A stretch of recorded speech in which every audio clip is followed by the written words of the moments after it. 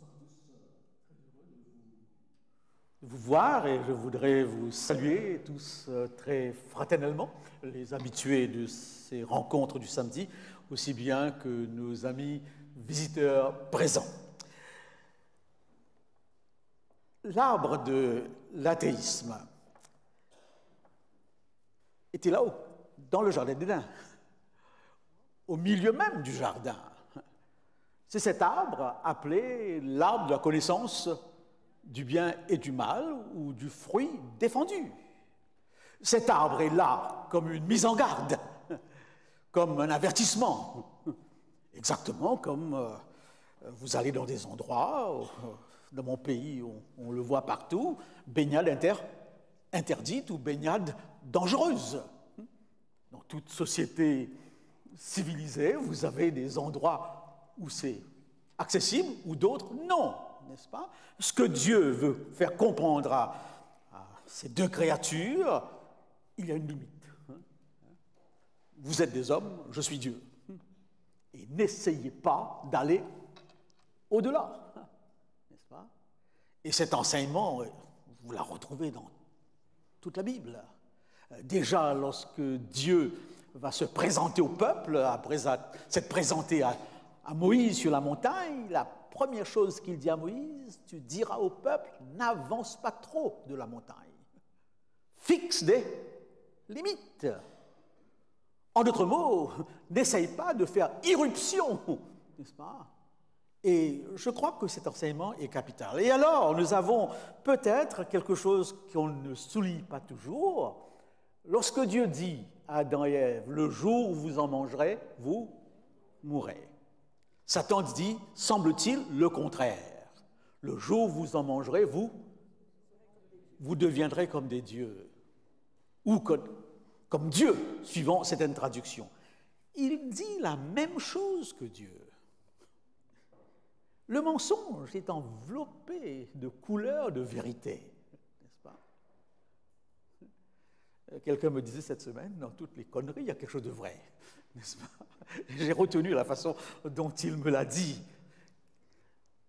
Dire, le jour où vous en mangerez, vous deviendrez comme Dieu, signifie, comme Dieu n'a pas de Dieu, puisqu'il est Dieu, au-dessus de lui, il n'y a plus rien, vous deviendrez aussi sans Dieu. Dieu étant sans Dieu, vous deviendrez comme Dieu sans Dieu, en d'autres mots, athée. N'est-ce pas? Seulement, attention, cette condition de l'être humain dépendant sans son Créateur conduira tôt ou tard à quoi? À la mort. Le jour où vous traversez cette limite, eh bien, c'est la mort.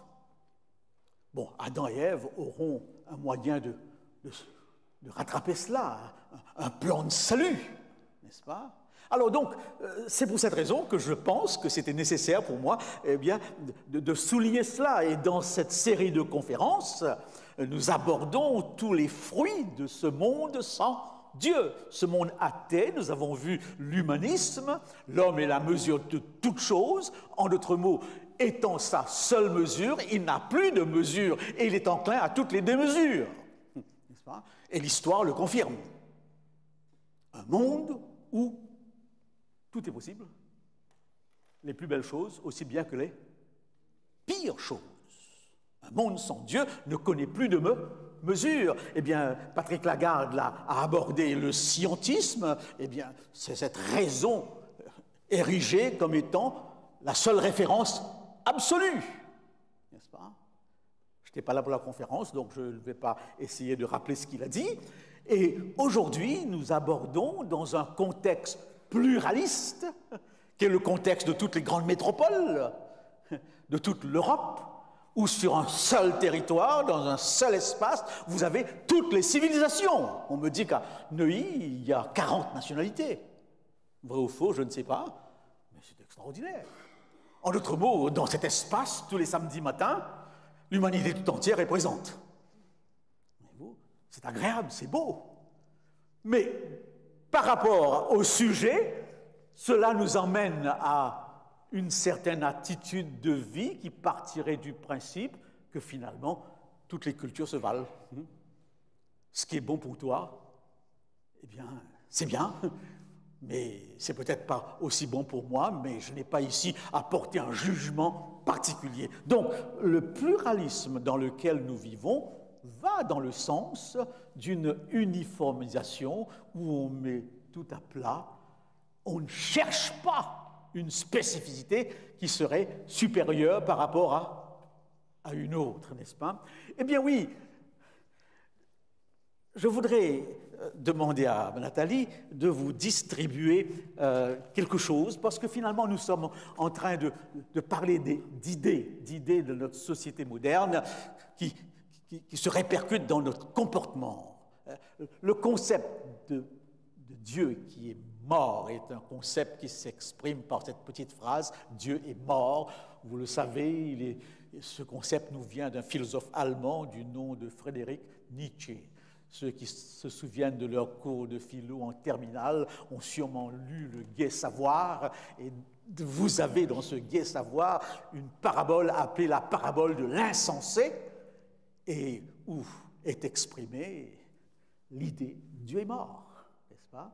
Et j'ai fait remarquer dans ma première conférence que de tout temps, les hommes ont cru en Dieu. La nature de ce Dieu, ça c'est autre chose. Mais d'une transcendance, ça a toujours été présente, n'est-ce pas? Bibliquement parlant, cela n'étonne pas. Ayant été créés à l'image de Dieu, nous portons quelque part un souvenir de ce Dieu qui s'exprime de façon différente. Ce n'est qu'au XIXe siècle que l'athéisme devient une idéologie, devient un enseignement, devient un style de vie, n'est-ce pas? Donc c'est récent. Et n'oublions pas aussi une chose, il faut bien le souligner, c'est dans le territoire occidental particulièrement. Ces questions qui nous dérangent ici ne dérangent nullement un Africain, ou ne dérangent nullement un musulman, ne dérangent nullement un non, peut-être pas un Chinois, ça c'est autre chose, c'est un autre niveau, n'est-ce pas? Parce qu'on pense que c'est aussi un des pays les plus sécularisés, mais il y a une croyance dans les esprits très présente, même là, voyez-vous. Alors donc, ce que je voudrais, c'est que nous lisions le texte. Nous lisions le texte et nous soulignons surtout ce que Nietzsche lui-même va comprendre. Il va dire combien cette idée de la mort de Dieu aura un effet. Et nous allons reprendre ce qu'il dit, tout simplement pour bien situer les idées que nous présentons.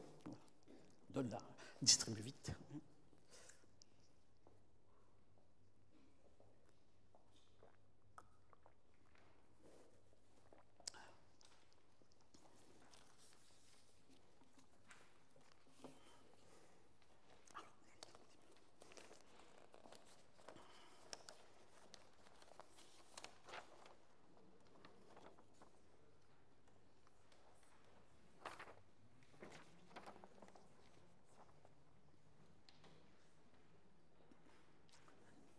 Donner un troisième pour que ça aille plus vite.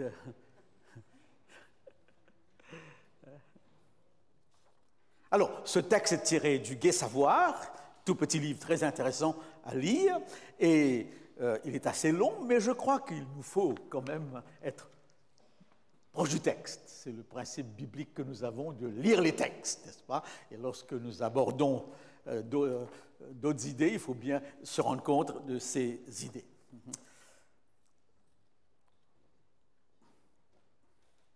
Alors, j'y vais ou pas encore?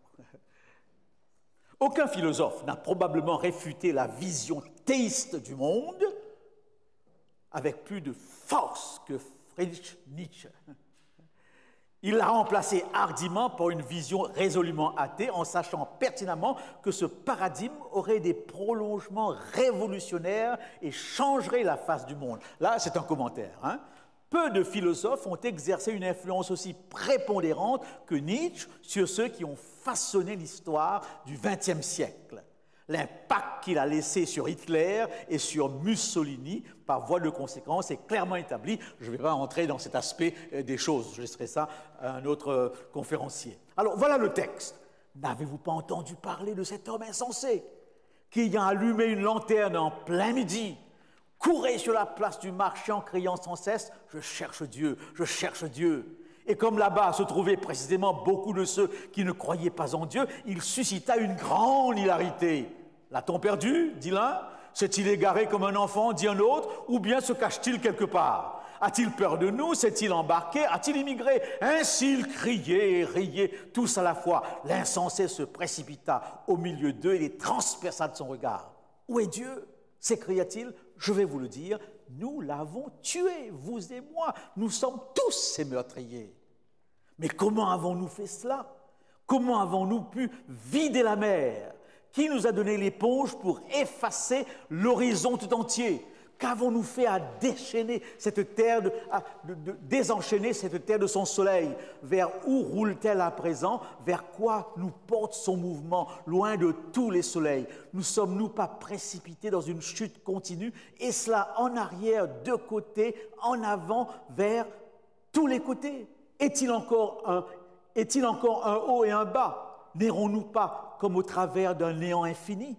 Ne sentons-nous pas les souffles du vide? Ne fait-il pas plus froid? Ne fait-il pas sans cesse et de plus en plus nuit? Ne faut-il pas allumer les lanternes dès le matin?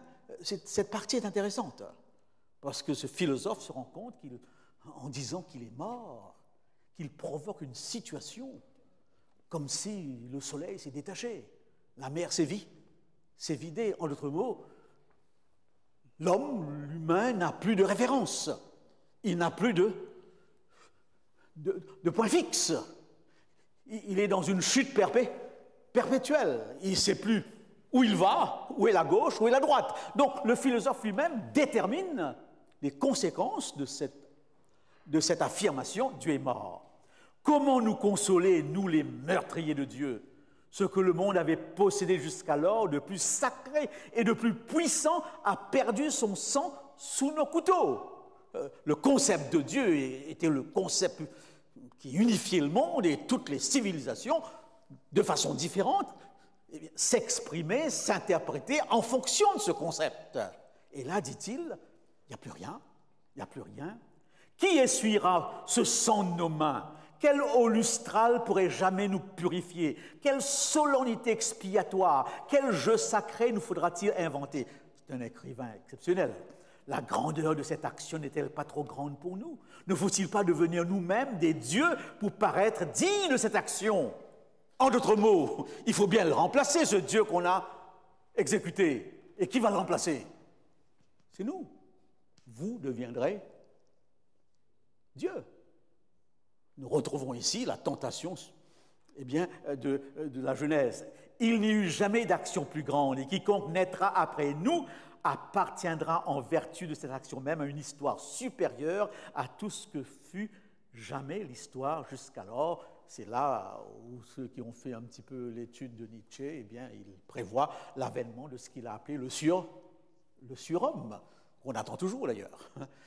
On n'a pas l'impression que nous avons atteint un niveau de civilisation aussi parfait, aussi grand que cela, et que nous sommes tous maintenant des surhommes. Ici, l'homme insensé se tue et considéra à nouveau ses auditeurs. Eux aussi se taisaient et le regardaient sans comprendre. Enfin, il jeta sa lanterne au sol, si bien qu'elle se brisa et s'éteignit. On raconte encore que ce même jour, l'homme insensé serait entré dans différentes églises où il aurait entonné son requiem asternam Deo, jeté dehors et mis en demeure de s'expliquer, il n'aurait cessé de répartir. À quoi bon ces églises si elles ne sont les caveaux et les tombeaux de Dieu? Vous savez, je pense que vous n'avez plus que 3% de gens qui vont à la messe le dimanche. Donc, ça pourrait confirmer ce qu'il dit ici. Toutes ces églises ne sont maintenant que des tombeaux de Dieu, des attractions touristiques, n'est-ce pas? Il y a une réalité qui est là, présente dans le monde occidental et particulièrement dans notre monde sécularisé. Le credo du mot... Bon, voilà donc le texte d'où il vient, Dieu est mort. Maintenant, il faudrait peut-être souligner ce qui me semble important. Quel est ce Dieu qu'il tue, quel est ce Dieu qui l'enlève. Je ne suis pas philosophe pour entrer dans tous les détails, mais c'est possible que ce soit le Dieu de ses parents qu'il a connu. Nous héritons tous une conception de Dieu liée à quoi? À la religion dans laquelle nous avons grandi, à l'éducation que nous avons reçue. Et quelqu'un dit avec raison que peut-être beaucoup de gens s'obstinent ou s'élèvent, se révoltent contre le Dieu de leur éducation, pas seulement contre le Dieu de la Bible, qu'ils ne connaissent absolument pas, à moins de le connaître uniquement sous le prisme de l'Ancien Testament, n'est-ce pas? Ce n'est pas si mauvais que certaines croyances en Dieu meurent, car ces croyances sont totalement en opposition à quoi? Avec le vrai Dieu. Le Dieu, Allah, qui tue, devrait mourir. Parce que ce Dieu n'est pas du tout le Dieu de la Bible. Vous comprenez? Donc, et il faudra toujours purifier nos croyances en Dieu. Et pour le chrétien, la seule façon de purifier cette croyance, c'est d'avoir les yeux sur qui? Sur celui seul qui est l'empreinte même de la personne de Dieu, à savoir qui? Le Christ. En dehors du Christ, toutes nos explications de Dieu sont à côté de la plaque. N'est-ce pas? D'où cette importance d'avoir le Christ comme référence finale sur Dieu. Je ne suis pas sûr, eh bien, que ce soit toujours le cas pour nous. Voilà donc, n'est-ce pas, ce texte, n'est-ce pas? Voilà donc ce texte. Alors, venons au relativisme, n'est-ce pas, et essayons de le comprendre par quelques illustrations toutes simples, pour bien savoir de quoi nous parlons et pour ensuite faire les applications. Vous avez là une image de McDo et une image de Wendy. Wendy n'est pas connue en France, mais Wendy aux États-Unis ou au Canada a la même considération que McDo, n'est-ce pas? Lorsque McDo, eh bien, est lancé, c'est le principe du fast food, le service rapide. Mais le service de McDo est rapide si vous commandez le menu prévu par McDo. Voyez-vous? Si vous voulez ajouter à ce menu autre chose, un peu plus d'oignons, un peu moins de ketchup, n'est-ce pas, un peu plus d'épices, alors là, ça prend du temps. Ça prendra du temps. Et c'est là où Wendy a compris qu'ils avaient un marché. Parce qu'avec Wendy, c'est votre choix. Et vous pouvez dire, je veux ce hamburger sans mayonnaise, ou avec mayonnaise, sans oignon, ou avec oignon. Et donc, Wendy a pris le marché de McDo. N'est-ce pas? Et dans la photo, vous avez même des femmes musulmanes qui entrent sans problème chez Wendy, parce qu'ils trouveront même quoi? De la viande halal, qui pose problème ici en France par rapport à McDo, qui aussi... Voyez-vous, alors vous avez là le principe de ce que nous appelons le relativisme, où finalement c'est mon choix. On me sert ce que je veux, c'est moi qui détermine, n'est-ce pas? Voilà le relativisme. Une deuxième image que je retrouve dans beaucoup d'ouvrages est une image très connue, une histoire très connue, l'histoire de l'éléphant. Et de 6 aveugles qui vont justement essayer de définir un éléphant. Vous voyez ce que ça va donner. Un premier attrape son oreille et arrive à la conclusion que l'éléphant ressemble à une feuille de chou. N'est-ce pas? L'autre attrape eh bien, la queue et arrive à la conclusion que l'éléphant n'est pas différent d'un serpent. Il y en a un qui se frotte eh bien, au flanc de l'éléphant, qui arrive à la conclusion que c'est un mur. Un qui attrape les pattes, c'est un tronc. Alors, beaucoup d'auteurs prennent cette image pour expliquer justement que la vérité dépend de chacun de nous. Hein? Qu'il n'y a pas de vérité absolue. C'est à chacun de percevoir la vérité ou sa vérité. Mais je crois que l'illustration si souvent employée ne sert pas la cause. Parce qu'il y a bien une vérité absolue ici, qui est l'éléphant, n'est-ce pas? Et une vérité pesante, lourde, n'est-ce pas? Ce n'est pas une fiction, ce n'est pas une mythologie. Alors donc, là, l'image est un petit peu à côté. Et ensuite, les 6 aveugles sont les aveugles. Il leur manque quelque chose, des yeux pour voir. On ne va pas bâtir une théorie à partir des gens qui ne voient pas. N'est-ce pas? Et s'ils sont arrivés à l'éléphant, remercions quelqu'un qui lui voyait clair, qui a pu les emmener jusqu'à l'éléphant. Donc cette histoire que j'ai vue dans beaucoup d'ouvrages sur le relativisme me semble dire le contraire de ce qu'on voudrait dire, n'est-ce pas? Chacun a sa vision, mais sa vision est fausse du fait qu'il est aveugle. Il y a bien une vérité absolue, présente, qu'on ne peut pas changer. Ce n'est pas une vache, ce n'est pas un taureau, c'est un éléphant, n'est-ce pas? Bien défini, voyez-vous. Et ensuite, on a besoin là d'un guide pour diriger, pour expliquer. Une autre image qu'on emploie très très souvent pour expliquer ce problème du relativisme, n'est-ce pas?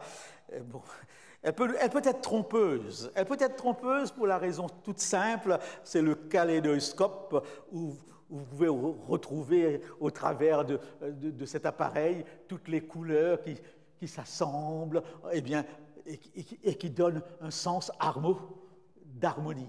Magnifique. Mais il ne faut pas l'appliquer à la vie. Il y a bien dans la vie des choses qui ne s'harmonisent pas du tout. Les odeurs qui ne s'harmonisent pas du tout. C'est une vue de l'esprit que de croire qu'on pourrait assembler tous les contraires dans un magnifique paysage. Cette idée est très orientale. Et l'Orient vient jusqu'à nous. On pourrait reprendre le texte d'Ésaïe en parlant de l'Occident. Ils sont pleins de l'Orient. Dans la pensée orientale, il n'y a qu'une seule réalité, Brahman. Ce qui veut dire que tout ce qui existe ne sont que des aspects.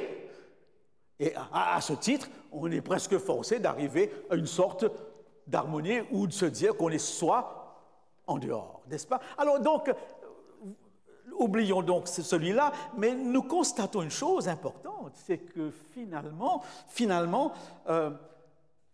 tous les aspects de la vie sont touchés par ce relativisme. L'objectivité, c'est d'une culture différente, donc automatiquement, tout naturellement, nous ne voyons pas les choses de la même façon. Voilà ce que j'appelle relativisme d'objectivité. Relativisme religieux, nous en parlerons. Relativisme moral, c'est un aspect très fort actuellement, n'est-ce pas? Culturel, historique, tous les historiens n'arrivent pas à la même interprétation. Après une cinquantaine d'années, 50 ans après un fait historique, les interprétations sont totalement différentes, n'est-ce pas? Relativisme scientifique aussi, et relativisme esthétique, dans la mesure où la beauté se trouve dans l'œil de celui qui regarde. Ce qui est artistique pour toi est porno pour moi, n'est-ce pas? Tout dépend comment tu regardes. On peut tout justifier, sous cet angle. Voilà donc, très rapidement, rappelé. Objections. Quelles sont les objections que nous pouvons apporter? Je pense à cette chanson de Michel Sardou, n'est-ce pas? Lénine, réveille-toi, ils sont devenus fous, n'est-ce pas? Je ne sais pas ce qu'il avait en tête lorsqu'il l'a dit, mais je l'ai compris dans ce sens, peut-être, je me trompe, on a besoin d'une direction. Viens, c'est le désordre, c'est le chaos, n'est-ce pas? Chacun va de son côté, même politiquement et autres, il faut bien que quelqu'un se lève et donne la direction. Sans quoi c'est la folie. N'est-ce pas? C'est la folie, c'est le sentiment. Je n'entre pas dans j'aime bien l'actualité, mais je ne vais pas faire un commentaire du style de politicien, mais je voudrais bien dire à mes amis gilets jaunes, mais qu'est-ce que vous voulez finalement? N'est-ce pas? Qu'est-ce que vous voulez? Organisez-vous, ayez quelques représentants capables de dire exactement ce que vous... C'est ce qu'on leur demande. On reconnaît la violence, on reconnaît la haine, on reconnaît les sentiments d'injustice qu'ils peuvent trouver, mais personne n'arrive encore à rassembler pour donner maintenant une claire vision, sauf un ou deux. Eh bien oui, j'aime aussi cette chanson de Michel Cabrel, « Le monde est-il sérieux ?» Parce que lorsque vous écoutez les commentaires de gauche et de droite sur n'importe quel sujet, vous avez l'impression d'une incohérence, d'un manque de direction. On a envie de dire, c'est pas sérieux. S'il y a une loi qui dit bien qu'il ne faut pas se rassembler sans avoir donné, sans avoir averti, sans avoir donné... Mais cette loi est bien là, n'est-ce pas? Alors comment se fait-il que certains politiciens viennent encore contredire cette loi qu'ils défendraient s'ils étaient au pouvoir? Il y a une sorte d'incohérence. Est-ce qu'on est sérieux? tellement d'idées qui se contredisent, d'où cette chanson « Est-il sérieux ?» Je vais même... le monde est-il si bête? Je ne sais pas, je lisais l'Express il y a 2 mois de cela, et une Canadienne faisait un commentaire sur une nouvelle loi au Québec. Au Québec, actuellement, les médecins peuvent prescrire avec le Doliprane ou avec n'importe quel médicament une visite au musée, comme moyen thérapeutique, n'est-ce pas? Une visite au musée, n'est-ce pas? Si ça vient jusqu'à la France, eh bien, on pourrait se demander, est-ce que la Sécurité sociale va rembourser? N'est-ce pas? Alors, dans l'Express, vous avez une petite colonne appelée « Modernité ». Et dans cette petite colonne, certains éditorialistes expriment leurs idées. Et elles se posent la question, est-ce qu'on est devenu si bête dans cette société moderne qu'on a besoin maintenant de personnes pour nous dire « va faire une petite visite au musée », n'est-ce pas? Voyez-vous, est-ce qu'on a perdu on est devenu si bête que cela? Et je lisais souvent, quand j'étais au Québec, eh bien, Richard Martineau. Richard Martineau est tout simplement un éditorialiste critique de la société. Et quand j'étais là l'année dernière au Canada, j'avais découpé eh bien, son éditorial. Le titre est « Je suis une patente », mais c'est un mot québécois, une patente. Je suis un truc, une bidule, une chose. En d'autres mots, je n'ai plus d'identité propre. Alors, et il fait l'article à partir d'une loi. Attendez-moi, faites attention, l'État du Delaware va bientôt adopter un règlement, le règlement 225, qui va permettre aux étudiants de choisir eux-mêmes leur sexe et leur race. Non plus, c'est toute la théorie du genre qui revient maintenant avec force et qui va passer à différents niveaux, on sera surpris. Eh bien oui, on ne définit plus l'individu par sa biologie, on le définit par sa psychologie, parce qu'il ressent. Alors, j'aime bien Martineau, et il dit ceci, « Tu es un garçon blanc, tu pourras dire que tu es une fille noire, et les profs devront respecter ton choix. » Voilà, les conclusions immédiates. Dit d'une manière très crue, les Québécois ne passent pas par trop d'artifices philosophiques, ils vont directement aux choses. Comme ils disent, ce sont nos cousins français eh bien, qui savent tchatcher, n'est-ce pas? Eh bien oui, ce qui m'amène à me poser plusieurs questions. Un blanc qui se sent noir en dedans pourra-t-il bénéficier des programmes de discrimination positive? Qu'est-ce qu'il veut dire par là? Eh bien, toutes ces tribus eh bien, amérindiennes ont des privilèges gouvernementaux.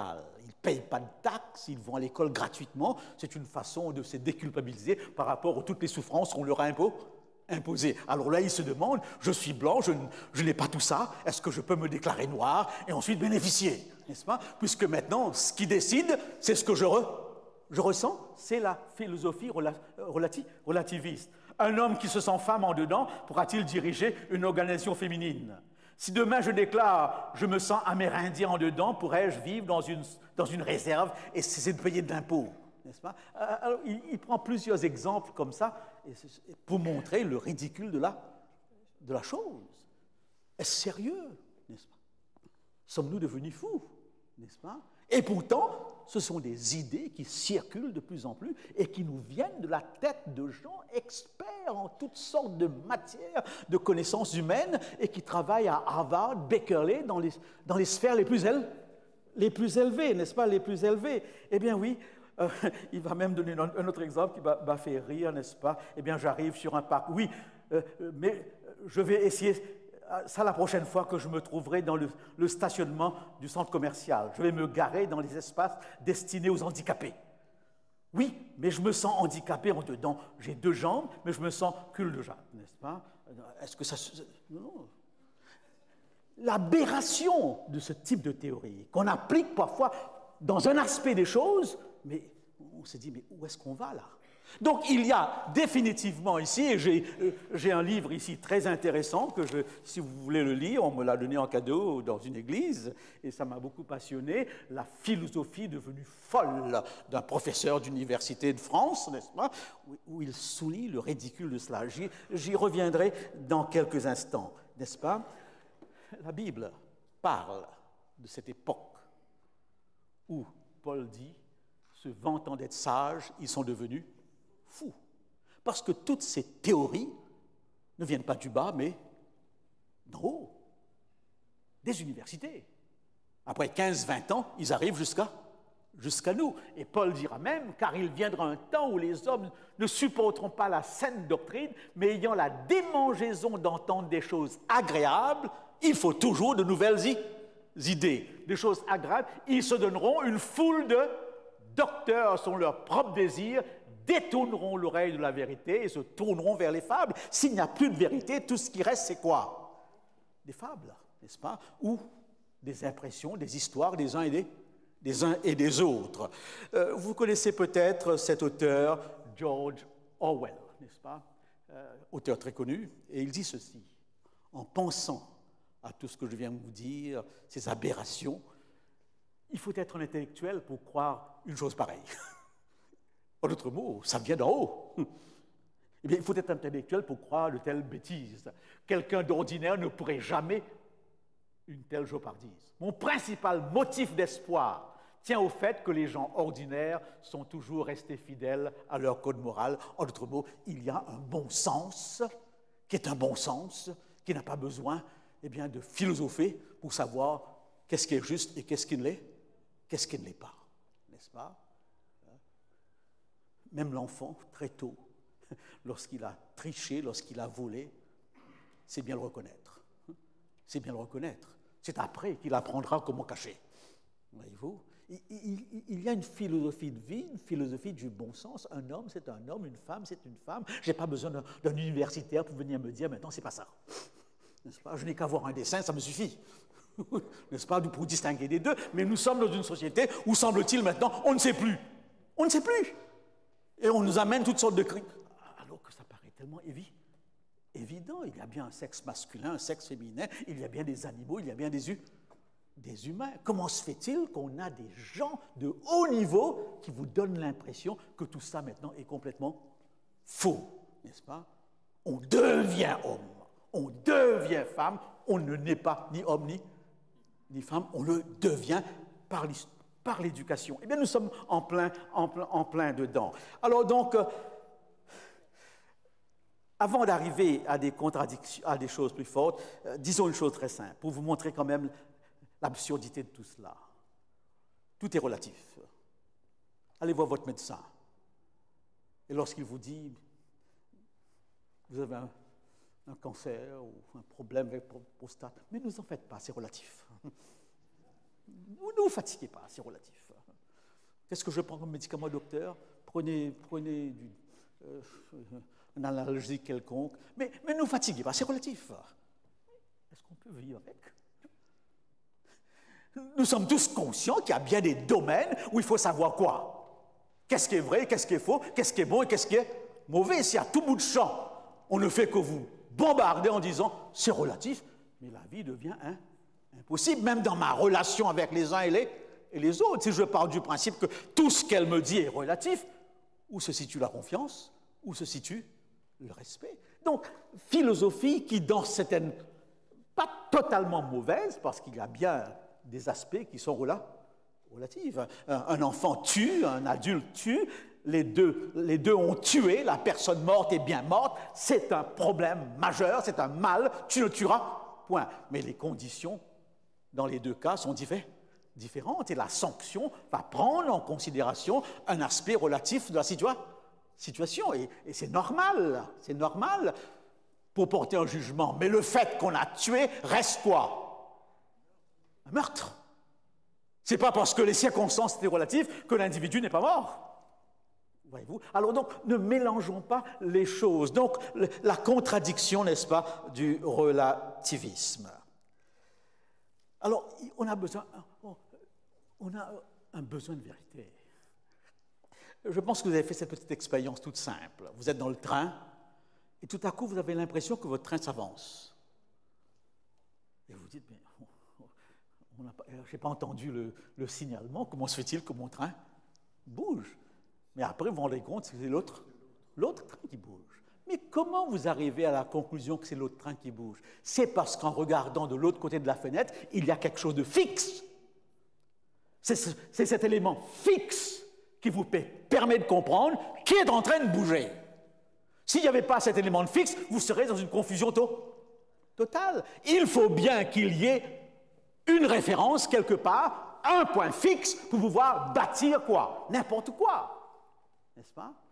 C'est ce point fixe que j'appellerais un point absolu. Et pour le chrétien, ce sera Dieu lui-même. Voyez-vous? Quelqu'un a fait remarquer que si H2O, deux molécules d'hydrogène, une molécule d'oxygène vous donne de l'eau, et maintenant que voulez-vous, parce que ça vous intéresse, parce que vous le ressentez comme ça, avoir deux molécules d'oxygène et une molécule d'hydrogène, faites-le et consommez après. Si dans le monde physique, il y a bien des lois fixes, et c'est en fonction de ces lois que l'homme de science peut faire quoi? Ses découvertes. Et il peut quoi? Découvrir les choses. Et c'est dans ce sens que Einstein disait, ce monde ruisselle d'intelligence. Et c'est parce qu'il y a de l'intelligence dans ce monde que ces hommes de science sont poussés dans leur découverte, sachant très bien qu'ils arriveront à un point, à une découverte. Pourquoi? Dans le domaine moral, religieux, il n'y aurait pas eu non plus aussi des points fixes qui sont des points de référence pour pouvoir savoir où nous sommes. Qui suis-je? Où est-ce que je vais? Pourquoi suis-je ainsi? Qui sont les questions essentielles de l'existence qui ont besoin d'une réponse. Où trouver la réponse? Où trouver la réponse? Si l'homme est la mesure de toute chose, il trouve la réponse où ça? En lui-même, et il ne peut pas juger ses réponses. Par quoi va-t-il juger ses réponses? Puisqu'il n'y a pas de norme. Il est la norme, n'est-ce pas? Alors, c'est là où une petite chanson que j'ai entendue plusieurs fois à l'époque où j'avais 17-18 ans, n'est-ce pas? C'était l'époque des hippies. Certains se souviennent, ceux de ma génération, je dois préciser, n'est-ce pas? J'avais 15-16 ans et je voyais ces petits Américains, dans ma tête, les Américains sont des gens d'opulence, c'est des gens qui nagent dans... C'est l'impression qu'on avait. Et beaucoup d'immigrés pensaient qu'aux États-Unis, eh bien, les pièces d'or, on les ramasse sur la route, n'est-ce pas? Sur la route. C'était l'image qu'on avait de ce pays. Quand je voyais ces jeunes arriver à Maurice, n'est-ce pas, allant à Katmandou, au Népal, cherchant dans la drogue une sorte d'évasion, avec leurs cheveux longs, n'est-ce pas, leurs jeans délavés. Vous comprenez pourquoi les églises étaient contre les jeans. C'est là le problème. Mais maintenant que les hippies ne sont plus là, le jeans est un tissu comme n'importe quel tissu. Mais dans le contexte des hippies, aucune église ne permettait cela, n'est-ce pas? Mais c'est là qu'il faut comprendre les choses dans leur contexte. Là, il y a un côté relatif, n'est-ce pas, qu'il faut souligner. Eh bien, oui, donc tous ces gens, n'est-ce pas, et c'est dans ce contexte que cette chanson a été composée. À travers les méandres de l'esprit, nous errons et trébuchons. Nous pataugeons dans les labyrinthes des nuits sans étoiles et des journées sans soleil. Il reprend un petit peu le thème de Nietzsche. Il n'y a plus de soleil, il n'y a plus d'étoiles, il n'y a plus de direction depuis que Dieu est mort. Espérant découvrir un indice, trouver le chemin qui conduit à la vérité, qui répondra. Il y a un besoin de vérité chez l'homme, n'est-ce pas? Et je suis toujours frappé de constater dans les procès combien on veut à tout prix cette vérité. Tout le monde attend la vérité. N'est-ce pas? Dernièrement, ça m'a attristé, mais en même temps interpellé, lorsqu'à l'île de la Réunion, on a retrouvé un petit morceau d'aile de cet avion qui a disparu et qu'on a cherché pendant plusieurs mois, n'est-ce pas? Pendant plusieurs mois, et qu'on n'a pas retrouvé d'ailleurs. Et un homme qui a perdu sa femme et ses enfants dans cet avion a fait le voyage jusqu'à la Réunion pour regarder ce petit morceau d'aile d'avion. Et je me suis dit, mais il a fait tout ce voyage pour s'assurer de quoi? Qu'est-ce qu'il pourra déduire d'un morceau d'aile? Mais il avait besoin de quelque chose pour l'assurer que cet avion a bien disparu. Tous ces gens qui sont dans ce genre de situation cherchent tout simplement un point d'appui pour faire leur deuil, diront les psychologues. Dans quelle mesure ça aide? Je n'entre pas dans ce détail, n'est-ce pas? Mais ce deuil est possible que si on a, quoi, la vérité, je veux savoir comment elle est morte, quand elle est morte, à quelle heure elle est morte, a-t-elle souffert? Tous ces éléments pour pouvoir, dans sa psychologie intérieure, refaire sa vie, On ne peut pas bâtir sur du sable mouvant. Toute notre vie demande quelque part une certitude. Ce que j'aime dans cette chanson, celui qui l'a composée fait remarquer que l'individu qui s'interroge ne dit pas « Où vais-je trouver la vérité ?» mais « Qui répondra ?»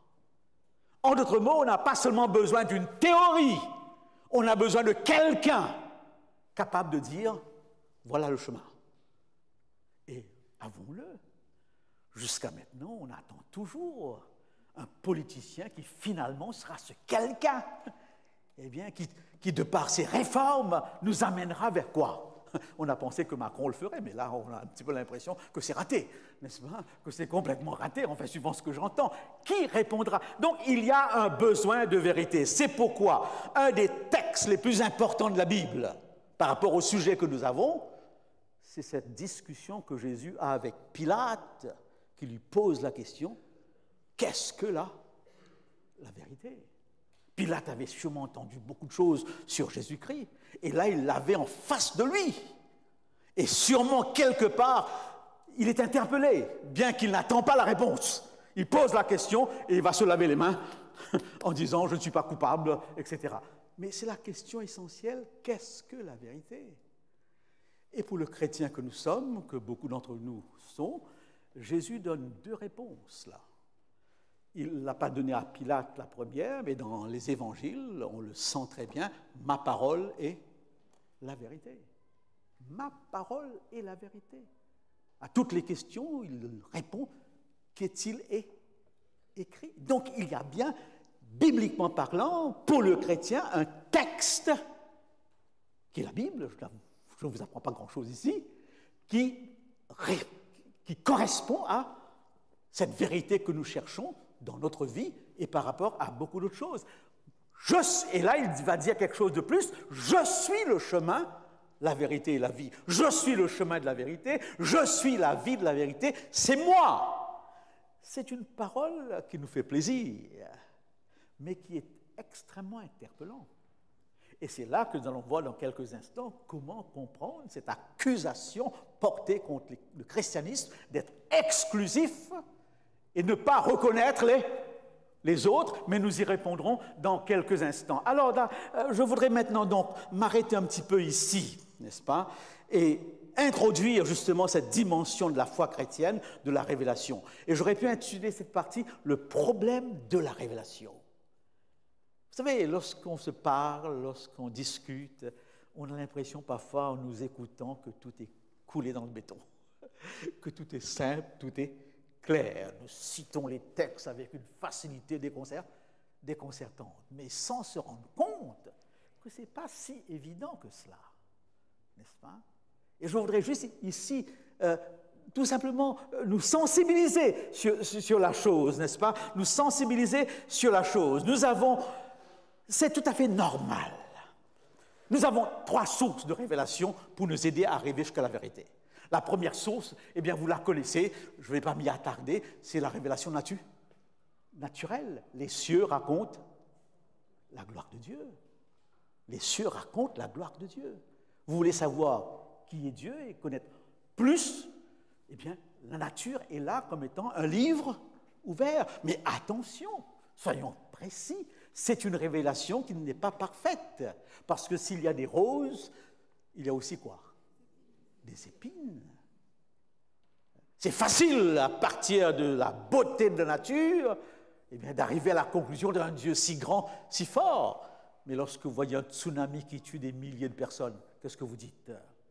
Donc, révélation qui n'est pas absolue. Et le Christ en était conscient.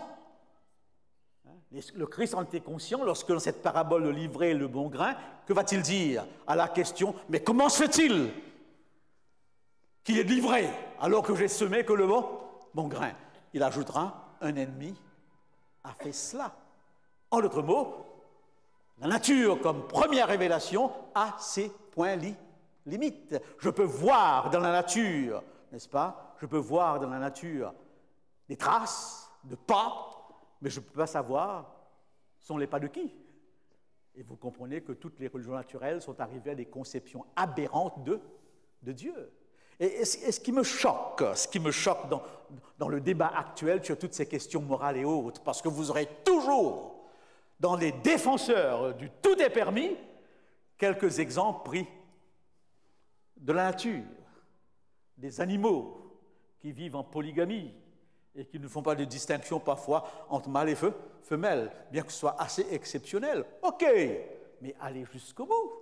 Parce qu'il y a par contre d'autres exemples d'oiseaux fidèles jusqu'à la mort, mais ça on ne les cite pas. On cite que les exemples de la nature qui viennent quoi? Un petit peu soutenir nos points de vue en oubliant que dans cette même nature, il y aurait aussi d'autres éléments. Je suis émerveillé par ces oiseaux fidèles et qui reviennent parfois, qui reviennent après des années, retrouver quoi? Leur choix. Alors donc, la nature nous offre ces deux possibilités, n'est-ce pas? Et on peut bâtir les deux théories à partir de la nature, mais si on est honnête, peut-être, on pourrait faire des rectifications. Eh bien, Paul dira aussi, dans Romains 11, 20, les perfections invisibles de Dieu se voient presque à l'œil nu. Et il dira même, en parlant des philosophes de l'époque, je pense qu'il pensait à Platon et tant d'autres, qui étaient arrivés tout près d'une conception personnelle de Dieu, mais ils ont changé et délaissant le Créateur, ils ont fait quoi? Adorer la créature. Ces philosophes sont arrivés à une conception. Oui, est-ce que... Oui.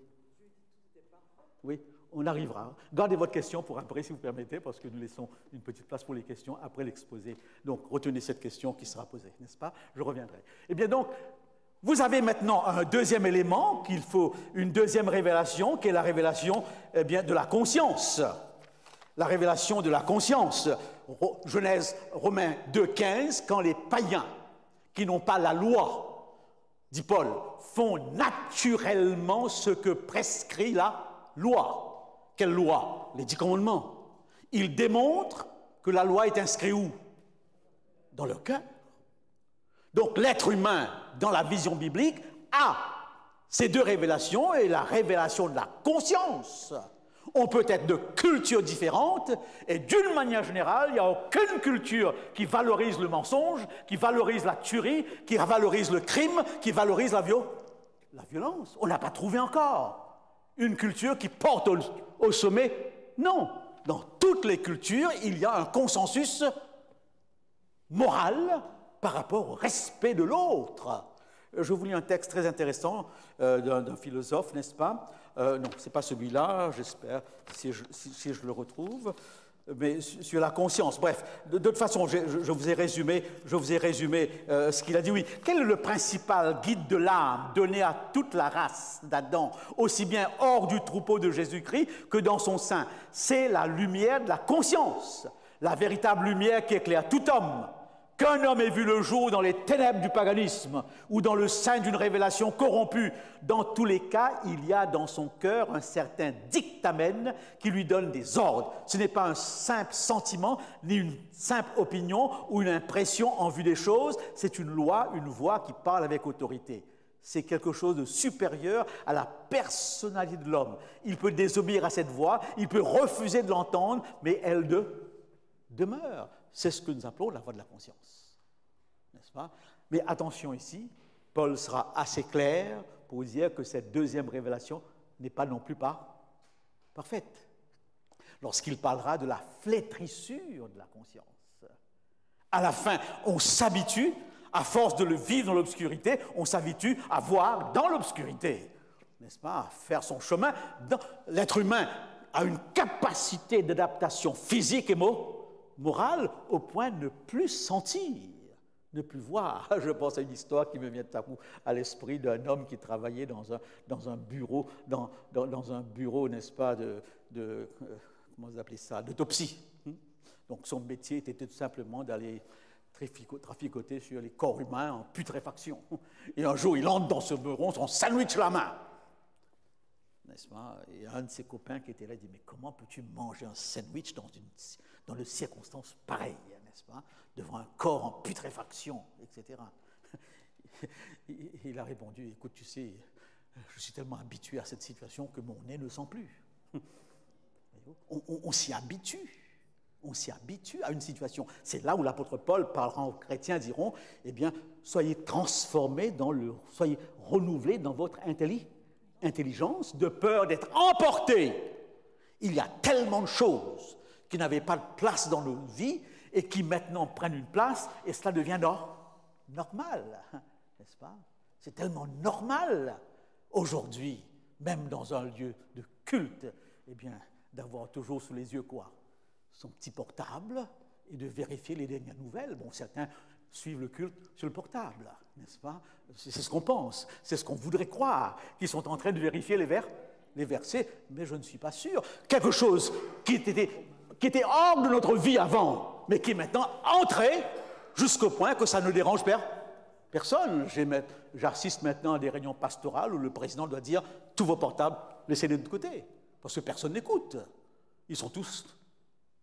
C'était juste pour dire que Paul a raison de nous dire « attention, soyez vigilants, parce que des habitudes que vous repoussiez avant entrent subtilement et affectent votre relation avec Dieu, votre relation les uns avec les autres, votre idéal d'église, sans que vous le vouliez. Donc, limite de la conscience. Et c'est là où, bien sûr, on se pose la question, est-ce qu'il ne faudrait pas une révélation plus claire, une révélation plus directe? Jésus disait, eh bien oui, Jésus disait tout simplement,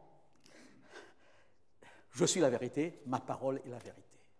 Vous savez, je crois vous l'avoir déjà dit dans une conférence, il y a une base rationnelle pour croire à une révélation textuelle écrite. Si Dieu est Père, c'est impossible que ce Dieu Père et qui soit amour soit resté dans un silence total. Comment comprendre? Il est Père. Il n'est pas un principe, une force, comme disent les hindous, c'est un Père intelligent qui aime. S'il aime, il y a automatiquement chez lui un seul désir, entrer quoi? En communication. Et ça justifie l'importance d'une parole de Dieu. Une parole de Dieu est presque obligatoire si nous croyons à un Dieu personnel, un Dieu Père. Si vous ne croyez pas à un tel Dieu, la question ne se pose pas. Un principe ne va jamais vous communiquer quoi que ce soit. Un principe ne parle pas. Un Dieu personnel parle. Et alors la Bible se présente comme étant une parole de Dieu. Et nous y croyons. Mais la question qui devrait toujours nous travailler, c'est la question suivante, n'est-ce pas? Cette question qu'a posée Philippe à l'eunuque, comprends-tu ce que tu lis? Et là, ça nous interpelle. Parce que, et si j'ai intitulé cette partie « Le problème de la révélation », c'est parce que ce texte ne se présente pas comme un discours, comme un ensemble de lois précises, même s'il y a des lois. C'est un texte qui nous est présenté d'une telle façon que nous avons besoin de quoi? D'interprétation. Laissez-moi vous énumérer au moins 6 choses à prendre en considération pour comprendre le texte. Comment les auteurs ou récipiendaires ont perçu le sens du message. Difficile à savoir. Nous n'étions pas là. Quand nous serons au ciel, on posera la question à Paul, qu'est-ce que tu voulais dire par ça? Moi, c'est la personne que je voulais rencontrer en premier. Il a dit tellement de choses intéressantes, mais en même temps bouleversantes. Qu'est-ce que tu voulais dire par cela? Comment donc les auteurs ont-ils reçu le message? Première question. Pas facile à le savoir. Ils ne sont pas là. On ne peut pas le demander. Voyez-vous? Deuxièmement, comment les récipiendaires ont exprimé le sens très oralement de ce message? Ils l'ont reçu, le message. Ils vont maintenant l'exprimer comment? Oralement. Tout le monde est d'accord qu'il y a eu une révélation orale avant la révélation écrite. Et dans cette révélation orale, qu'est-ce qui est la parole entendue? Question intéressante. En réfléchissant là-dessus, je me suis demandé si l'année prochaine, il ne faudrait pas peut-être revenir sur ces sujets, pour bien saisir le sens de la Bible comme autorité dans ma vie, n'est-ce pas? Comme autorité. Et là, il faudra faire venir nos théologiens de Collonges, n'est-ce pas? Eh bien, comment ce message oral, nous savons tous le problème de l'oralité. Ce que je vous dis maintenant, vous le transmettez à quelqu'un d'autre. Après un certain temps, vous connaissez bien le petit jeu du téléphone arabe, n'est-ce pas? Où vous soufflez quelque chose dans l'oreille de l'un, et lorsque ça arrive dans l'oreille du dernier, la parole est complètement déformée. Comment cette parole donnée est-il resté parole de Dieu? Troisième question, comment le sens du message a été transposé par écrit? Maintenant, l'oral passera dans quoi? À l'écrit, n'est-ce pas? Comment le texte du message a été préservé et transmis? Après avoir été écrit, il a fallu préserver. Comment les traducteurs ont interprété? Et nous nous rendons compte que parfois les traductions ne sont pas les mêmes. Je crois que c'est Martin qui me posait une question sur une traduction qui se trouve dans un texte, mais qui ne se trouve pas dans l'autre. Et il voulait savoir, eh bien, qu'est-ce que je prends là? Cette version ou cette autre version, n'est-ce pas? Eh bien, je ne fais que souligner là les difficultés. Peut-être il faudra... Comment les traductions sont interprétées par le lecteur? Je suis... Bon, s'il y a 30 000 religions chrétiennes, c'est qu'il y a 30 000 interprétations. C'est un fait qu'il faut reconnaître. J'étais dans une église la semaine dernière et j'étais intéressé par bon, vous vous rendez compte, c'est une réalité, que la plupart de nos églises adventistes, et c'est la même chose pour d'autres, sont surtout composées largement d'immigrés. Vous regardez autour de vous et la conclusion est très simple. On n'a pas besoin de lunettes pour se rendre compte de cela, n'est-ce pas? Et alors, on discutait, il me dit, mais Carl, j'ai une explication de ça. J'ai une explication de ça. Il me dit, je dis, mais quelle explication? Nicodème, qui a porté la croix, c'est quelqu'un d'Afrique, c'est juste. C'est peut-être un avant-goût, une sorte de prophétie, eh bien, qu'avant que le Christ revienne, ce message de l'Évangile sera porté par tous les descendants de Nicodème. Voilà une interprétation. J'ai fait un sourire, n'est-ce pas? J'ai fait un sourire. Je n'ai pas dit qu'il a raison ou qu'il a tort, mais juste pour vous dire qu'après avoir traversé toutes ces étapes, nous arrivons maintenant à votre interprétation. Et on se rend compte à l'école du sabbat que les interprétations, il y en a. Il y en a, même parmi nous, qui prétendons avoir une direction. Parce que finalement, c'est moi qui vais lire après 6 étapes comment je le ressens, comment je le vois, qu'est-ce que je pense. Et c'est là où nous sommes parfois un petit peu déroutés. Donc, c'est bien une parole de Dieu, mais une parole de Dieu qui a besoin, bien sûr, d'être interprétée, Et je crois que cette question, comprends-tu ce que tu lis? Il y a quelque chose. G. White est un personnage très important dans l'Église adventiste, elle a beaucoup écrit. Et s'il y a une chose sur laquelle elle insiste, c'est que le texte n'est pas parfait. Le message que Dieu veut nous communiquer est son message, mais il est passé par le vocabulaire de qui? Des gens qui ont écrit, n'est-ce pas? Et il a tout un travail. Elle emploie une image que j'aime beaucoup. Eh bien, ces auteurs n'étaient pas la plume de Dieu, n'est-ce pas? Pour vous faire comprendre ce qu'elle voulait dire, vous n'avez qu'à penser à nos amis musulmans qui partent du principe que le Coran a été dicté par Dieu. Aucune religion chrétienne, catholique, protestante, n'importe laquelle, part du principe que la Bible est une dictée. Ce n'est pas une dictée, c'est une révélation de Dieu au travers de récipiendaires qui sont quoi? Des humains et qui appartiennent à leur contexte. Et n'importe qui lit la Bible se rend compte de cela. Le langage de Paul n'est pas le langage de Pierre, parce que Paul est un érudit dans la langue grecque, ce qui n'est pas le cas de Pierre. Pierre parle un grec de terrain, un grec populaire, n'est-ce pas? Eh bien, tandis que Paul parle un grec d'un autre niveau. Mais heureusement, ne soyez pas trop tourmentés par cela, heureusement qu'un travail immense a été fait à ce niveau, au point que nous pouvons même, avec plusieurs traductions, arriver à une compréhension qui soit probablement la compréhension qu'il faudra retenir, n'est-ce pas? Eh bien, je voulais donc tout simplement bien souligner cela. J'aurais pu aussi vous faire remarquer très rapidement, n'est-ce pas, très rapidement certains éléments par rapport au texte biblique. Dans un texte où vous avez plusieurs genres littéraires, histoire, poésie, prophétie, sagesse, proverbe, parabole. On a eu de grosses discussions ce matin à l'école du sabbat, la classe de catéchisme, pour ceux qui ne sont pas habitués au thème de l'école du sabbat, sur le sens de l'Apocalypse. Et je suppose que les classes seront mouvementées n'est-ce pas? Pour pouvoir arriver à une compréhension du texte. Nous avons là un langage prophétique, nous ne sommes pas habitués à ce langage. Exactement que si vous lisiez les Védas hindous, c'est un langage mythologique. Et si vous prenez ce langage mythologique des hindous au premier degré, vous direz tout de suite, mais qu'est-ce qu'ils veulent dire là? Vous ne comprenez absolument rien. Et tous ceux qui ont fait de la littérature, eh bien, grecque, latine, romaine, que sais-je, savent très bien que dans cette littérature, il faut interpréter, il faut décrypter, n'est-ce pas? Heureusement qu'on a des spécialistes de ces civilisations pour décrypter le langage. Je dirais même aujourd'hui, quand un psychologue écrit ou quand un paléontologue écrit, et s'il écrit dans son langage, je ne comprendrai absolument rien. J'aime bien lire les prescriptions médicales, n'est-ce pas, ou les notices. Mais quand je lis, je ne comprends absolument rien. Et les médecins, parfois, ils vous traitent comme si vous compreniez tout ce qu'ils disent. Parfois, quand je dis, médecin, expliquez-moi ça, ils me regardent comme si j'aurais dû comprendre. Mais moi, je ne suis pas médecin.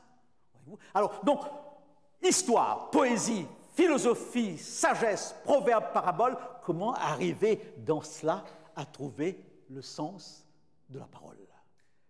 Vous avez des histoires de politique, des histoires érotiques, le Cantique des Cantiques, des histoires fantastiques, l'Apocalypse, des histoires énigmatiques, n'est-ce pas, les paraboles. Comment retrouver son chemin? Non, je ne suis pas en train de bousculer votre foi, mais pour vous dire que ce n'est pas si simple, n'est-ce pas? Parfois, nous présentons les choses avec une telle simplicité, alors que c'est un... Mais un gros travail a été fait. Je prends des exemples maintenant, bientôt, dans cette diversité. Par exemple, vous avez 2 récits de la création. Vous avez le livre du Deutéronome, qui donne l'impression que vous payez ce que vous semez. Bénédiction, malédiction. Si vous souffrez, c'est à cause de cela. Et c'est un peu normal que dans ce contexte, Job est interpellé, parce que lui, il pense autrement. Et le livre de Job vous démontre que nous ne payons pas tous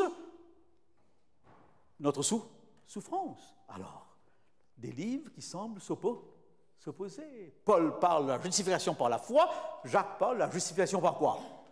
Par les œuvres. Et Luther n'a pas voulu reconnaître Jacques par rapport au fait que Jacques était en opposition avec Paul. Alors, j'aurais pu continuer, mais qu'est-ce qui est intéressant ici? Cette littérature biblique, avec toutes ces difficultés que ça représente, peut trouver un centre, une lumière d'explication. Et c'est la seule qui soit bonne, à savoir qui? Jésus. Commençant par Moïse et les prophètes, il leur montra dans l'Écriture tout ce qui quoi? Le concernait. Vous ne pouvez pas comprendre le message de Dieu sans la personne de Jésus-Christ. C'est Jésus-Christ qui, finalement, sur n'importe quel sujet de nature théologique ou morale, aura le dernier mot. Ce matin, une question a été posée dans cette classe par celui qui l'a présentée. Elle était très intéressante. Pourquoi c'est toujours Jésus, Jésus, Jésus? Dans l'Apocalypse, c'est toujours Jésus, pas Dieu, pas le Saint-Esprit, autant que Jésus, on en parle du Saint-Esprit. Mais la raison est simple. Le Saint-Esprit, Dieu, sont des notions abstraites, très abstraites. Personne n'a jamais vu Dieu dans cette salle. Vous priez Dieu depuis toujours, mais l'avez-vous déjà vu? Vous priez quelqu'un que vous n'avez jamais vu, n'est-ce pas? Comme s'il était à côté de vous. Et vous chantez même, quand je marche avec toi, etc. Mais c'est de la poésie. Mais dans la réalité, personne ne peut rien dire. Tout ce qu'on peut dire, on peut le dire au travers de qui? Du Christ. Même tout ce que vous voulez dire sur le Saint-Esprit, parce que là, nous avons un point d'appui, un point de référence historique, un texte où la personne qui est là a bien existé, n'est-ce pas? Eh bien oui, c'est pas si simple, mais avec le Christ, nous pourrons arriver à une conclusion à ce sujet.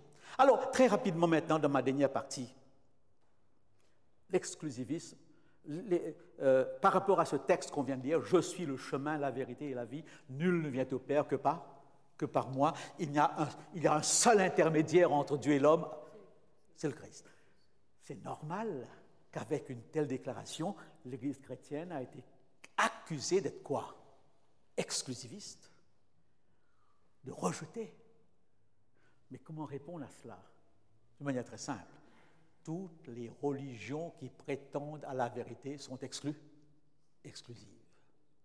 Parce que la vérité en soi est exclusive. Si vous parlez de vérité, vous sous-entendez qu'il y a des mensonges. Donc, il ne faudrait pas être un petit peu dérangé par cette accusation. Toutes les religions, tout ce qui pense détenir la vérité sont exclusifs. Même au niveau politique, tous ceux qui sont dans, dans le parti de Macron sont considérés comme des gens qui ont abandonné quoi? Leur socialisme ou leur républicanisme, et on les a quoi? Évincés. Ce n'est pas seulement dans le domaine religieux qu'on voit cette importance d'une vérité, et si on n'est pas en accord avec cette vérité, on n'a qu'une solution, faire quoi? S'en aller, n'est-ce pas? Eh bien donc, le christianisme est exclusif, mais ce qu'il faudrait faire remarquer, une exclusivité qui ne rejette pas systématiquement dans la mesure où la Bible, à la différence par exemple du Coran, eh bien, s'ouvre à toute l'humanité, n'est-ce pas? Dieu nous présente un chemin de salut qui n'est pas réservé, mais qui s'ouvre. Et dans cette voie d'ouverture, Dieu a un principe qui est extrêmement important, de juger les hommes à partir de quoi? De la lumière qu'ils ont reçue, de leur compréhension de la vérité. N'est-ce pas? Ce qui veut dire que dans ce sens-là, personne parmi nous ne peut systématiquement déterminer, seul Dieu peut le faire. Peut le faire, eh bien, et des gens en citant ce texte de tous ceux qui auront comme critère leur conscience, Dieu dit bien, je jugerai pas seulement sur la vérité textuelle de la Bible, mais sur cette vérité psychologique, cette vérité existentielle de la conscience des uns et des autres. Et c'est dans ce sens que le Christ verra une païenne. Qu'est-ce qu'elle croyait, qu'est-ce qu'elle ne croyait pas, je ne sais pas, mais le Christ dira, je n'ai jamais vu quoi?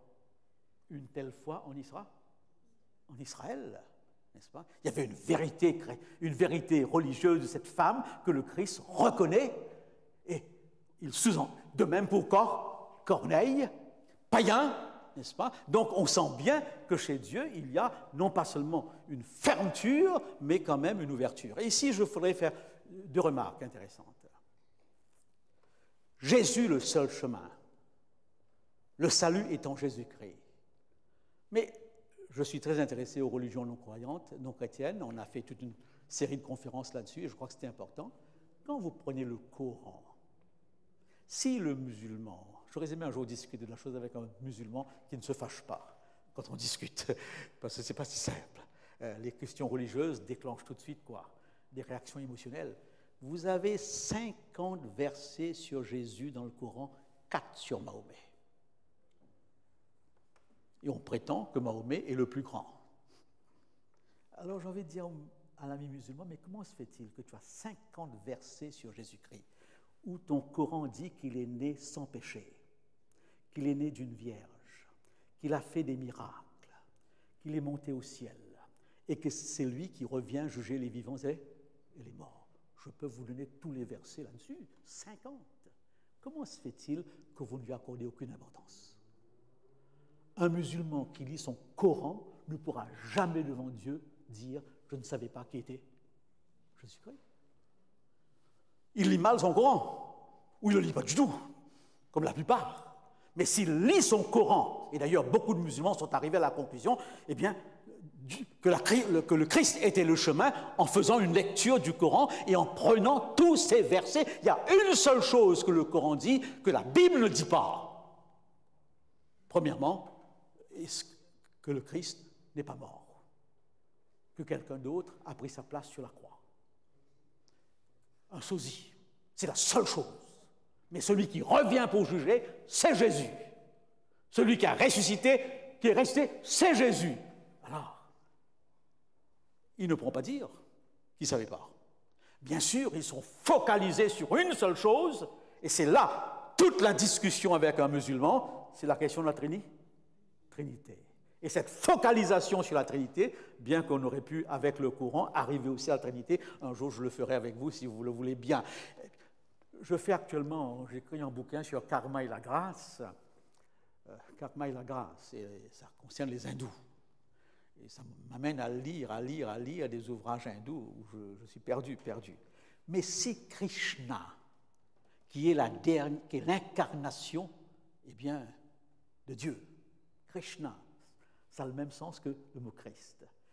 Tout ce que la Bhagavad Gita dit sur Krishna, on peut retrouver un écho sur la personne de Jésus. Et finalement, la grosse différence, c'est un message très profond, la Bhagavad Gita, n'est-ce pas? Et c'est l'évangile de l'Inde. La grosse différence, c'est ce que je dirais, c'est ce que j'ai dit dans une de mes conférences dernièrement, il y a quelqu'un qui a été convaincu, ça n'arrive pas à convaincre tout le monde. Il ne faut pas croire que lorsque vous avez dit la vérité sur quelque chose, les gens sont convaincus. Dites la vérité, toute la vérité que vous voulez sur la cigarette, mais ça n'empêche pas que la personne va continuer à fumer. N'est-ce pas? Donc, la vérité conceptuelle n'est pas suffisante pour convaincre quelqu'un, n'est-ce pas? Tous les fumeurs ne sont pas encore convaincus, même si tous les médecins disent la cigarette tue. Ils achètent quand même, n'est-ce pas? Alors donc, la différence fondamentale, c'est que Krishna et Christ se ressemblent sur beaucoup de choses, n'est-ce pas? Krishna est une incarnation de Dieu dans l'Évangile. Maintenant, certains théologiens vous diront, comme Thomas, peut-être que vous ne le saviez pas, l'apôtre Thomas est arrivé en Inde en 52. En 52, déjà, le christianisme est entré en Inde, avant que Paul vienne en Europe. Mais on n'en parle pas du tout en Occident. N'est-ce pas? On oublie cet aspect de l'histoire chrétienne. Et il y a eu une influence extraordinaire du christianisme, et comme c'est une religion qui prend facilement tout ce qui vient, c'est fort probable que la Bhagavad Gita ait été influencée par les missionnaires chrétiens ou les hindous christianisés. Mais peu importe, l'argument final, ok, les deux se ressemblent, mais une différence. Un a existé, l'autre n'a pas existé. Krishna est une figure mythologique. Est-ce que ça fait une différence? N'est-ce pas? Est-ce que ça fait une différence? Si je vous présente quelqu'un qui a existé, et de l'autre côté, je vous présente son image, qui choisissez-vous? Son image ou sa personne? Alors là, dans une de mes conférences dernièrement à Maurice, j'ai terminé là-dessus. Si vous avez à choisir entre un symbole de quelqu'un et la personne elle-même devant vous, qui vous choisissez?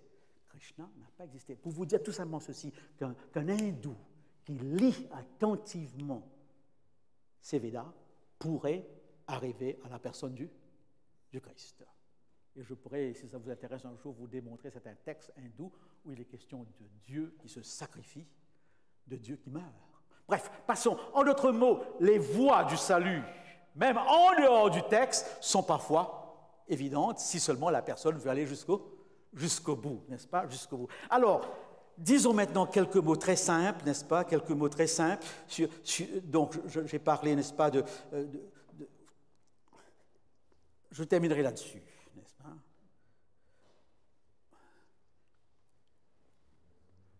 Interreligieux et œcuménisme, la vérité absolue. Je crois que c'est important. Nous sommes dans une société pluraliste. Si je veux partager ma foi, je dois entrer en dialogue. Je ne peux pas, en restant chez moi, témoigner. L'interreligieux, dans une société comme la nôtre, est presque obligatoire, dans la mesure où mon voisin est musulman, où il est hindou, et tous ceux qui habitent dans mon appartement appartiennent à des courants différents. Il y a donc une interreligiosité de vie. On se partage des choses, même si on n'a pas la même croyance. Cet interreligieux n'a rien de mal en soi, n'est-ce pas? Il peut y avoir un interreligieux d'action, où on est ensemble pour un projet humanitaire. Mais ce qu'on doit ne pas oublier, c'est que si toutes les religions, on entend souvent des phrases, et même parfois on utilise ces phrases, toutes les religions se ressemblent, c'est faux. Toutes les religions se ressemblent superficiellement, mais sont différentes fondamentalement. Il ne faut pas ici avoir un langage un petit peu confus. Le Dieu trinitaire chrétien n'est pas le Dieu solitaire musulman. Il y a une nuance terrible et grande ici, n'est-ce pas? Dire que la parole de Dieu a été dictée n'est pas la même chose que dire qu'elle a été donnée, n'est-ce pas, à des hommes qui ont utilisé leur culture pour la transmettre. Une fois, un jour, je discutais avec une personne et on était sur la résurrection et qui m'a assuré en même temps qu'elle croyait à la résurrection, mais elle croyait aussi à la réincarnation. C'est impossible intellectuellement. Parfois, je me demande, mais comment ça fonctionne? Deux positions totalement différentes. Voyez? Lorsque le protestantisme affirme Jésus seul, la foi seule, la grâce seule, Dieu seul, ce mot seul tranche tout de suite quoi? La différence avec tout ce qui ajoute autre chose. On peut parler d'exclusivisme ou de spécificité. Alors donc, le problème est celui-ci. Quand vous dialoguez avec quelqu'un d'autre, avez-vous l'honnêteté ou le courage de dire exactement ce que vous croyez, ce que vous pensez, ce qui pour vous est votre conviction? La tendance actuelle, sous couvert de tolérance, de convivialité, et c'est d'effacer toutes les différences. Eh bien là, l'un comme l'autre, cet autre qui m'écoute pourrait dire « tu me trompes, tu n'es pas honnête, parce que ce que tu me dis ici ne correspond pas à ce que tu crois. Parce que tu crois à un Dieu trinitaire, et moi je crois à un Dieu solitaire. » Alors le dialogue interreligieux est ici important à ce niveau-là, n'est-ce pas? Dialoguer est une bonne chose. Et le cardinal Arinze, dans un petit livre que j'aime beaucoup sur le dialogue interreligieux, dit le danger de ce dialogue. Il y a deux dangers. Le syncrétisme, qui est la salade russe, le mélange de tout, et deuxièmement, le relativisme. Ce n'est pas important. Tu fais ça, moi je fais ça. Ce n'est pas si important que ça. Alors là, ça pose le problème du « ma parole est la vérité ». Et le problème, donc, c'est comment articuler ces différences. J'aime bien cette petite phrase anglaise, to disagree without being disagreeable. Être en désaccord, automatiquement, mais sans être désagréable. Ça n'empêche pas qu'on prenne une tasse de thé ensemble. Mais on ne peut pas, sous couvert d'amour, comme on entend, cet amour très fluide, n'est-ce pas, qui n'a pas de consistance, ne pas être fidèle à sa conviction religieuse. C'est dans ce sens que le Christ a été très souvent, bien sûr, on le trouve toujours avec les Juifs, pas tellement avec ceux qui sont en dehors d'Israël, mais il a été radical dans cet sens. Alors, pour certains qui font de la confusion, je dirais qu'avec l'œcuménisme, nous sommes sur un autre domaine. L'œcuménisme est un projet d'unification de toutes les églises. Dans l'œcuménisme, les religions non chrétiennes ne sont pas invitées. C'est les religions chrétiennes qui se mettent ensemble et qui essayent d'arriver à une unité. Et jusqu'à l'heure, il y a bien des problèmes qui ne sont pas résolus parce que les positions sur beaucoup de choses sont tellement divergentes. Mais il y a un effort qui est fait ici, l'effort de présenter au monde une autre image. Eh bien, voilà donc très rapidement, quelques réflexions sur cette atmosphère de relativisme. Je vais terminer quand même, parce que finalement, lorsqu'on y réfléchit, c'est dans le domaine moral que ce relativisme est le plus frappant. Et le livre que je vous ai signalé, c'est La philosophie devenue folle, relève ce problème. Une petite réflexion pour terminer là-dessus. Lorsque la Bible parle de sainteté, la Bible fait clairement comprendre qu'il y a des limites, qu'il ne faut pas franchir. Et quand vous lisez le texte de la Genèse, vous constatez que ce monde chaotique est organisé, structuré. Il y a maintenant le soir et le matin, il y a l'homme et la femme, il y a Dieu et l'homme, il y a les animaux et les humains. Et le message biblique, quand on le lit attentivement, est de nous inculquer qu'on ne peut pas tout mélanger, n'est-ce pas? On ne peut pas tout mélanger. Et la tendance, n'est-ce pas? La tendance actuelle avec... Laissez-moi vous lire ce texte, n'est-ce pas, très rapidement. La création de l'univers et de la vie s'opère donc grâce à la séparation par le biais de la parole qui organise différentes structures du tohu-bohu, en y introduisant ordre, limite, organisation, hiérarchie, forme et nom. Le chaos indifférencié, confus, mélange uniforme devant la création ne contenait aucune vie au départ. C'est Dieu qui organise et qui fixe des limites, homme, femme, en haut, en bas, lumière, obscurité. Dans la philosophie du relativisme, tout est mélangé. Il n'y a plus de contours, il n'y a plus de limite. Et c'est un psychanalyste du nom de Moussa Nabati qui parle des interdits de la Bible et qui fait ce commentaire. En psychanalyse aussi, le concept de séparation, de différenciation est la pierre d'angle, le fondement, un stade de la vie. Le nourrisson et sa mère ne font qu'un. Mais tout au long de son développement, il se séparera pour s'affirmer et devenir un être autonome. Il y aura donc différenciation. Pour le psychanalyste, également, être sain exige que l'on soit sain. Cela signifie qu'un être équilibré, bien dans sa peau et sa tête, est précisément celui qui a pu devenir lui-même en se différenciant des autres, en étant individu capable de s'exprimer de sa vraie place et de son propre nom. Dans le tout est permis, il n'y a plus de différenciation.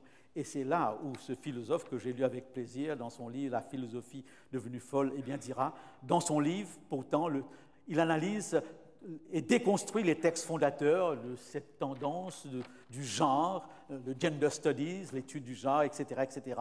Et là, il fait remarquer, il dit que la tendance est d'effacer les limites entre les sexes, entre les animaux, entre les humains, entre les vivants et les morts, et on pourrait même ajouter entre l'homme et la machine. Une philosophie actuelle où tout est mis au même niveau. Et il pose des questions assez directes, et il dit ceci, n'est-ce pas? Si le genre n'est pas lié au sexe, pourquoi ne pas changer le sexe tous les matins? Voyez-vous? Si je suis homme ou je suis femme en fonction de ce que je ressens, alors, pourquoi ne pas? C'est pas moi, c'est l'écrivain qui le dit. Si le corps est à la disposition de notre conscience, pourquoi ne pas le modifier à l'infini? N'est-ce pas?